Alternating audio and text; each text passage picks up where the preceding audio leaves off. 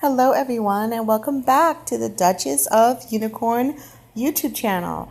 Here we discuss everything Meghan Markle and Prince Harry and of course the British royals, but especially as it pertains to Meghan Markle and Prince Harry. I'm in the United States and I share my browser with you to show you what I'm seeing. Maybe my algorithms are definitely different from yours based on where, I'm so sorry with the noise outside. I'm actually on my sofa with the windows open. It's about 80 degrees where I am, and it's been raining for like a week, so you may hear some noise going by. That was a loud, my motorcycle.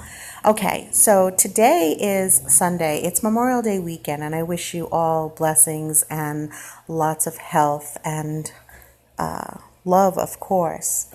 Now, I've been MIA, and I should take a minute to tell you, I've been redoing my floors. So that's sanding and finishing, cleaning, and doing all that stuff. My house was loaded with floor dust, and so I'm just getting out of all that.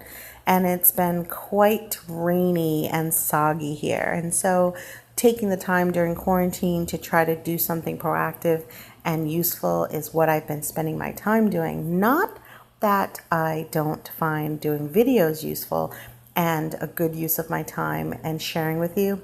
That's not it. It's the fact that I was so buried. All my office stuff, all my computer, my printer, everything has been disconnected. And so I also have not had not even an hour to myself. So now I have that ability. So on your screen right now, you see Suri Cruise and Katie Holmes. Now I started here not because they're anything to do with the royals at all, but simply because this is an interesting thing that struck my mindset, is that Suri Cruise and Katie Holmes, they're associating these two as being, the daughter of Katie Holmes, but they forgot about Tom Cruise. So you're seeing what I think a lot that goes on in Hollywood is the separation of dads. Have you noticed that fathers are less prominent in terms of Hollyweird? Like they're doing this particular article in the media, Suri Cruise and Katie Holmes, when celebrity kids who look exactly like their parents. So that's plural, not singular, parents. But unfortunately, you're only seeing one parent. And I find that a lot of times with popular Hollyweird people, like the prominent people, which I don't know why Katie Holmes became prominent, but she also only became prominent when she married Tom Cruise, which at that time, Tom Cruise was heavily involved with Scientology. Okay, so here you have Suri Cruise. She's kind of grown up now, but you don't ever see her connected to her father. Now, years back, it was Oprah who was she's part of that. She didn't orchestrate it, but she was part of that whole thing. Like Tom Cruise came on her show. Oprah interviewed him. He jumped on the couch and jumped off the couch and said, yes, Katie Holmes likes me, or we're, married, or we're in love, or this is great. Because Tom Cruise at the time, I think, was like in his 30s, late 30s. And Katie Holmes was a lot younger, I believe. And at the time, he was heavily involved with Scientology. And so we wonder today, just a touch, if the prominent people who have some type of heavy agenda, or people who are in the background that have an agenda, kind of place these people on the board in this game of chess of celebrityism. And so now here we see Suri Cruise and Katie Holmes. We don't see anything about Tom. Just because they're divorced doesn't mean that the father is not involved in the life of this child. It just insinuates that she only looks like the mother. But if we put Suri Cruise next to Tom Cruise, we'd see the resemblance as well.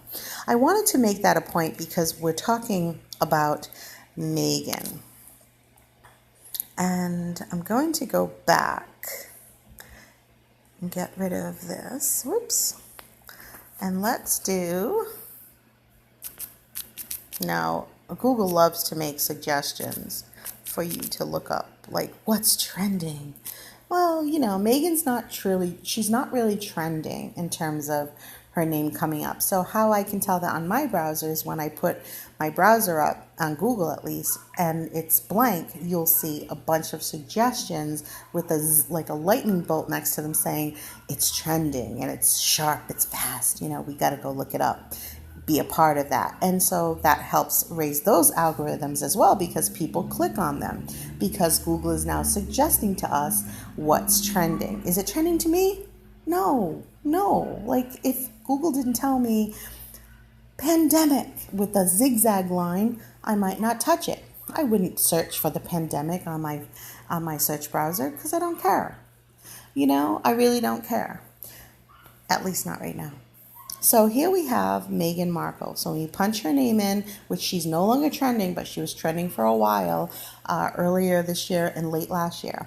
Now we're seeing that these articles are coming up. Vanity Fair, Daily Mail, Marie Claire, Town and Country. These are all Meghan Markle's bitches. These are all her bitch media, I like to call them. It's just my opinion, and I'm entitled to it. So all these magazines are just making money off of her name. And that's something that a lot of haters, the sugars as people call them, this is the first time I'm ever saying that out loud, but these people who idolize Meghan, they don't want other people to report or to talk about or to share their thoughts on Meghan Markle or their opinions, but they are okay with multi-billion-dollar media outlets capitalizing on her image and the wacky things she is doing. What makes these people or these organizations, these groups of people, more important than, say, what I'm doing is simply this. They have billions of dollars behind them. They have teams of people saturated in celebrityism and gossip writing and reporting and journalists. And today, journalists are a lot different than they were 50 years ago. They're more like, here, we want you to do this on this, and that's all you can write about.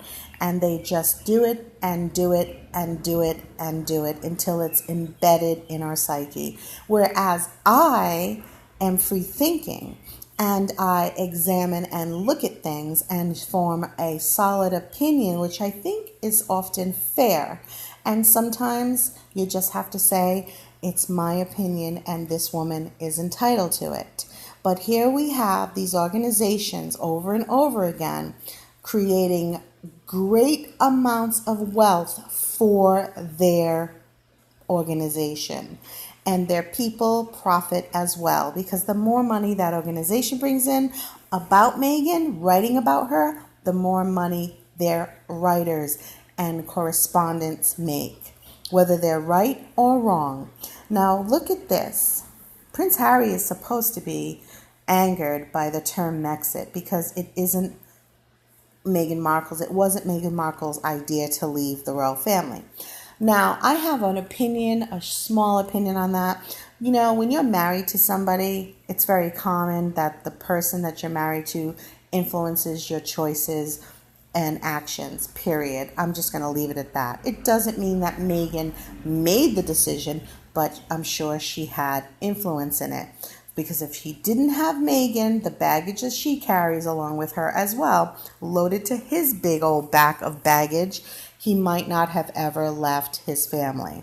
And even if he wanted to, he might not have ever officially left his family.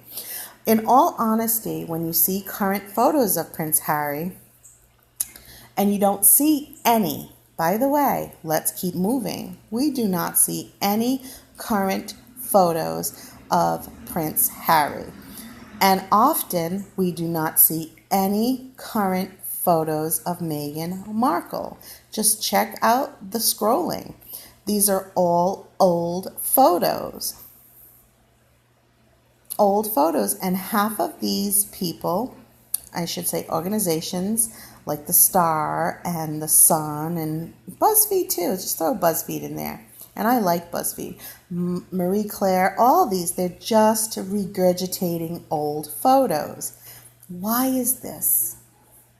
I still stick with my theory that Meghan has been laying low specifically for other things coming up in the future.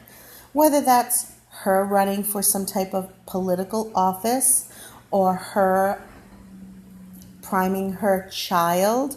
Now, I hope to live to see that her child is in politics or grows into something that they're priming this child to be. I hope to be alive to see this, because I still feel that the child that we're seeing is not the real child. And it will be interesting to see how they try to convince the general public with photos when you age the child, when you look at the different stages of his life when has been photographed, to look back and see the comparison. I feel like in the future, the child will look nothing like the child that we are being shown today. And there will be a reason for that. And I'll also pray and hope that we can see a glimpse of the real child, because eventually we're going to have to see this child either getting into a car from his home. What is it going to be, like Michael Jackson and Blanket, where Michael Jackson used to have his kids wear masks and he used to throw a blanket over them, and you wonder why he did that. And today there's speculation of that. Maybe people don't care enough anymore because it's old, and that's what I think Meghan is hoping will happen as well. Again, we have 10 years to take pictures of this family or these people and to see the changes, and they're keeping a real tight wrap on that child. They showed him in a video, so we know he's a real child. However, many still feel that is not the real child. And you can feel there is no true, when you look at the picture of them together, you don't see anything. It's very one-dimensional in terms of any emotion or radiance in their eyes or around them. So you can still see energy in a photo. And in a video, well, you really don't see a connection, and thousands upon thousands, if not millions of people have said so. All right, I want to end the video here, and I hope that you enjoyed this, you get where I'm coming from, and if you do, simply like, subscribe, and, just share a comment. I love to know that you're out there. Okay. Have a blessed Sunday. It is Memorial Day weekend. I wish you safety and love and peace, which is very important. Peace.